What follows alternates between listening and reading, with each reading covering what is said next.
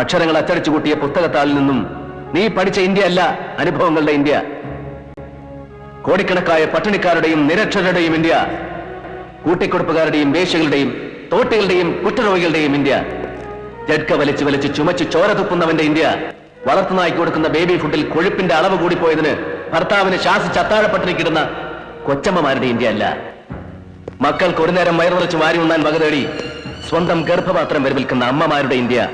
ഇന്നലെ നീ അവമാനിച്ച് ചാട്ടിയിറക്കി വിട്ടില്ലേ ആ കൃഷ്ണേട്ടനെ പോലെയുള്ള പാവം മനുഷ്യരുടെ ത്യാഗങ്ങളുടെയും നൊമ്പരങ്ങളുടെയും ഇന്ത്യ.